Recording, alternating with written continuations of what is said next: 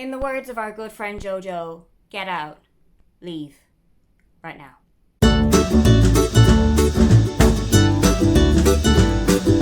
Hi, welcome, come on in. My name is Aoife and today we are getting rid of some books. And when I say some, bloody hell do I mean some. That one almost hit me in the face.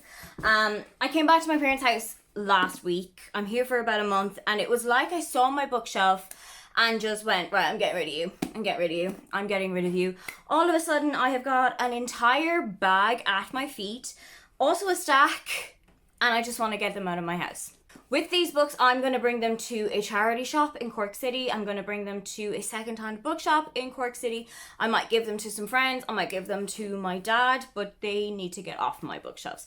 So let's take a look with the first one, the one that almost hit me on the head, is The Importance of Being Aisling by Sarah Breen and Emer McLeod. You might be wondering, this is one of your favourite series, why the hell are you getting rid of the book? Good question. The answer is right here. You cannot see it, it's just off camera. But I have 2 copies of this book already. I have this one, and for some reason, I've got a second copy that I'm going to keep. I'm not going to get rid of it. I just don't see why I would need 2 copies. Next up is The Health by Catherine Stockart.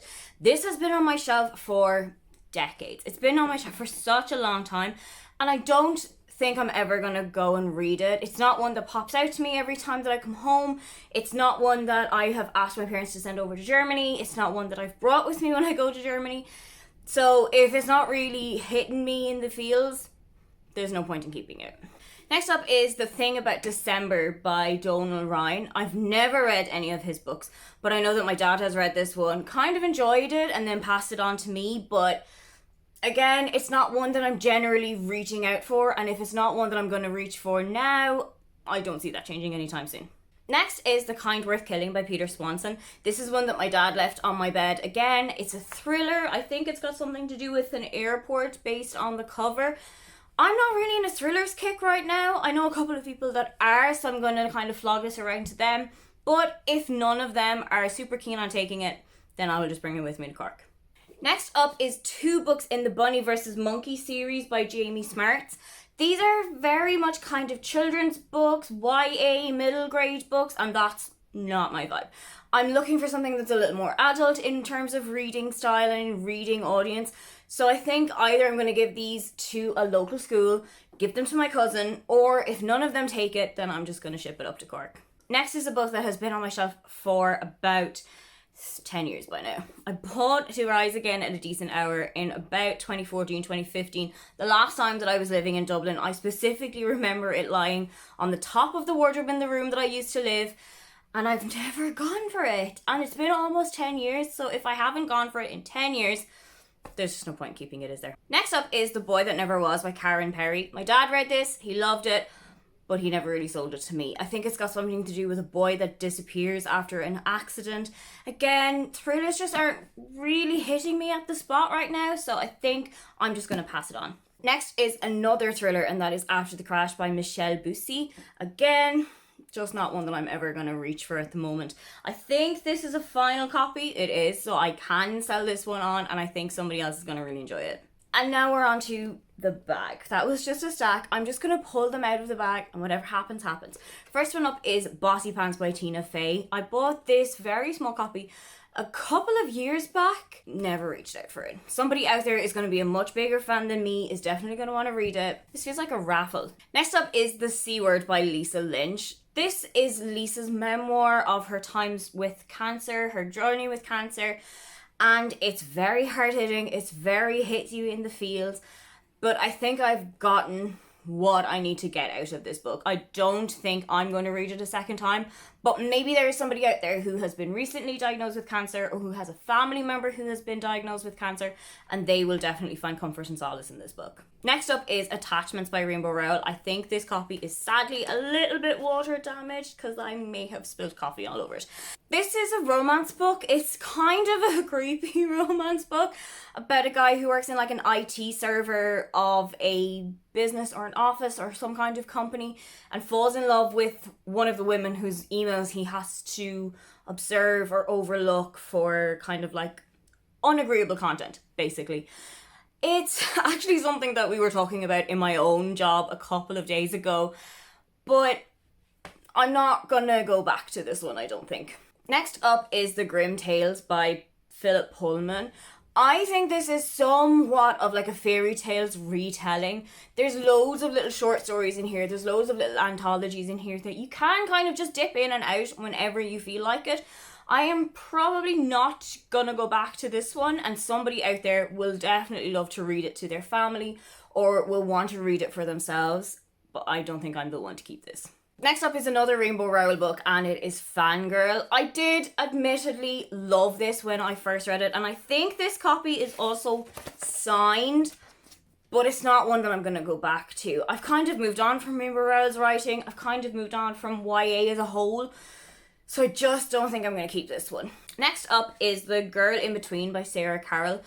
I believe I was sent this by one of the publishers, but it is a finished copy. It's got the barcode right here, and I just don't think I'm going to read it. I've got absolutely no idea what it's about. There's nothing really on the blurb that tells you about it. And I always feel like when I go into a book like that, it's either going to be completely a hit or completely a miss. And I'm not too interested to find out which one it's going to be. My dad gave me this. I have absolutely no idea why. John McGahern's work is not something that I gel with. It's not something that I would ever want to read, have any interest to read. So I just think he will probably be the only one in the house to read this. Next up is The Choice by Fillion McMahon. He is a Dublin footballer, and this is kind of like a fictionalized version of his childhood in Dublin. Really interested in football, really interested in GAA in general, really interested in sports.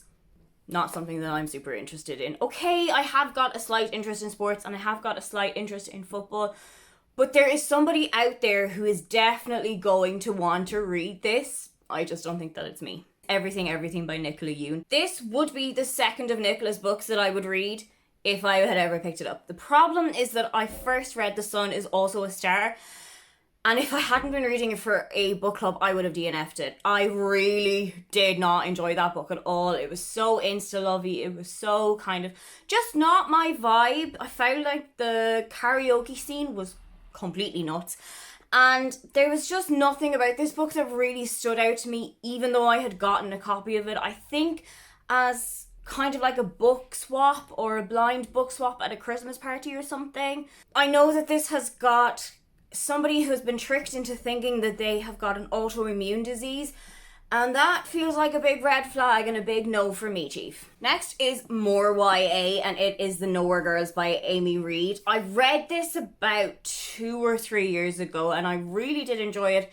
It's about feminism, it's about school, it's about kind of finding your place in the world, especially when you're a young woman and you don't really know where you fit in.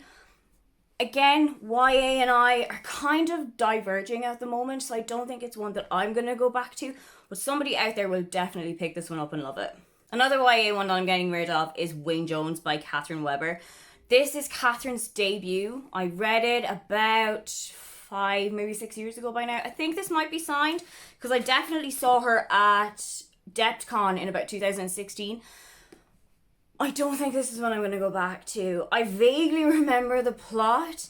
I know that it is about Wayne Jones, whose brother has been in a car accident and he's now in a coma, and she wants to get a scholarship for athletics to a local college or something like that, but it's just not one I'm going to go back to.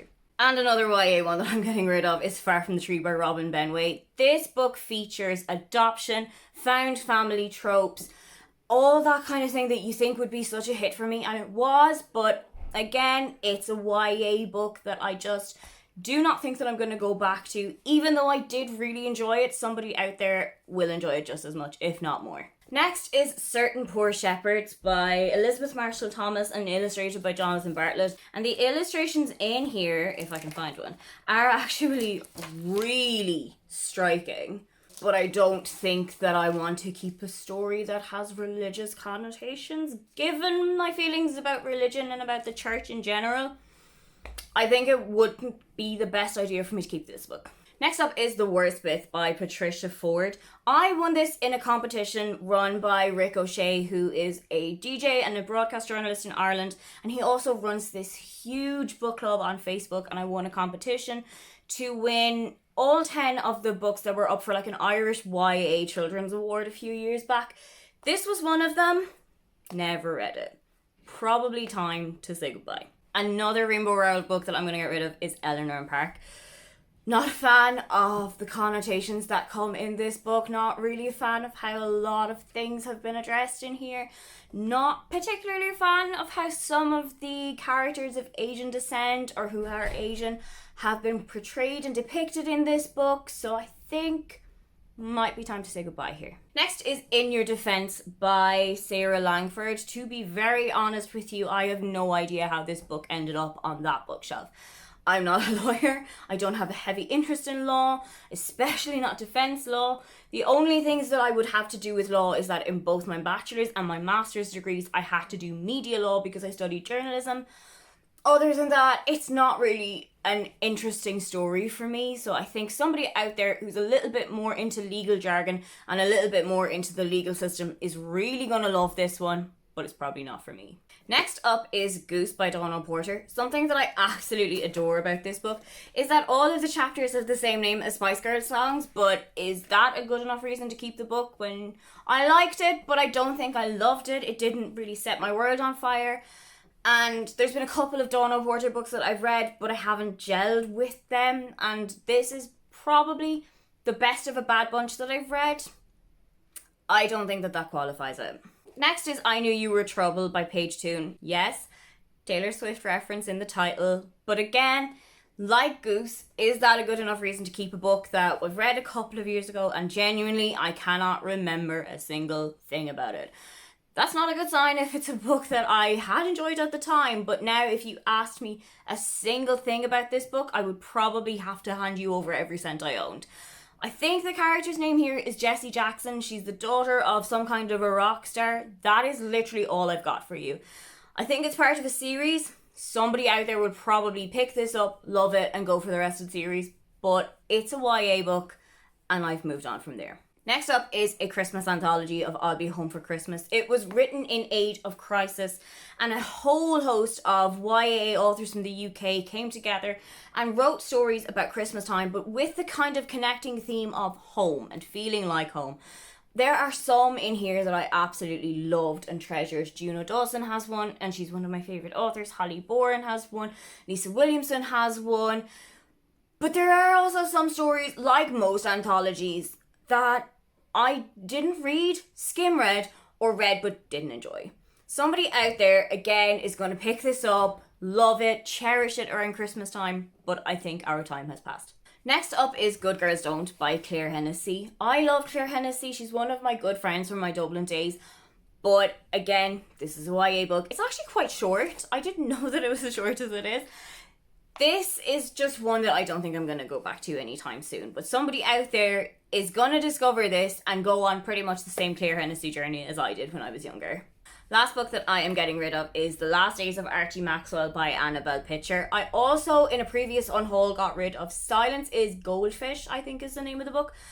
If I hadn't read that one by her, probably not going to read this one by her either. There is a whole heap of books on my floor that I'm not going to pick up because I'm in my 30s now and my back hurts. But I am getting rid of all of these books to make shelf room for a possible book haul that's going to come soon.